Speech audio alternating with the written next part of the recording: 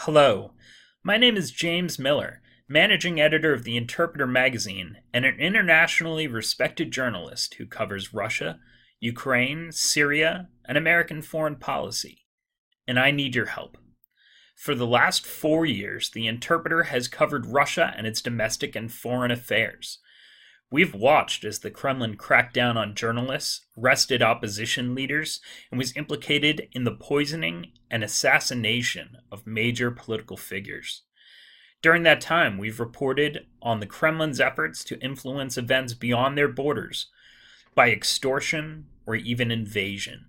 Our work on Kremlin disinformation and our coverage of the Russian invasion of Ukraine has been cited in many books. Most major news agencies have covered our work, and our work is part of the U.S. congressional record. We played a major role in debunking Kremlin lies about the shooting down of civilian airliner MH17 in eastern Ukraine, and about the 2013 chemical weapons attack in Syria. For the last year, we have been funded by Radio Free Europe Radio Liberty, a well-respected media outlet that is funded through U.S. Congress.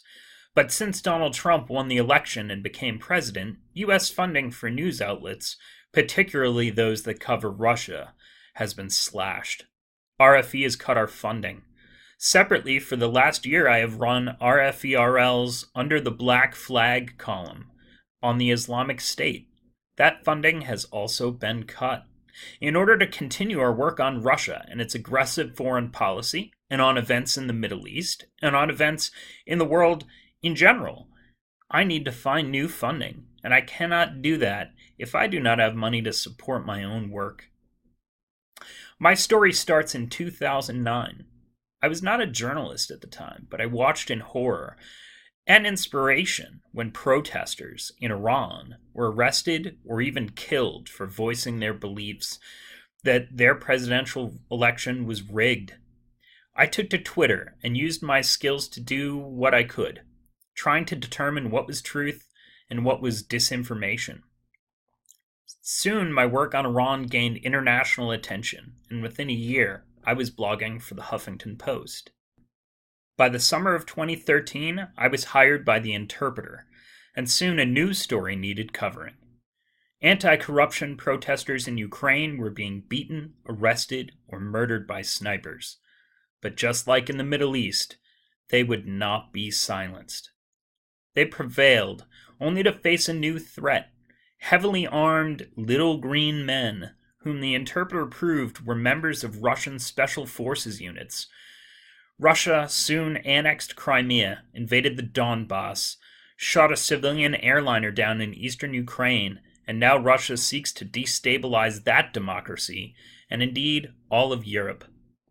The Interpreter also kept an eye on Syria, where Russia was providing weapons, and perhaps more importantly, diplomatic cover to stop the world from intervening, to stop the killing there.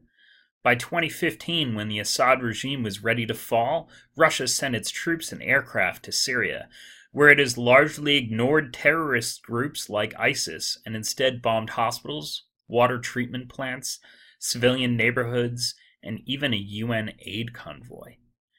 Rather than elect a leader to stand up to Russia's war crimes, we watched in horror as Donald Trump reversed decades of American foreign policy and ultimately became president.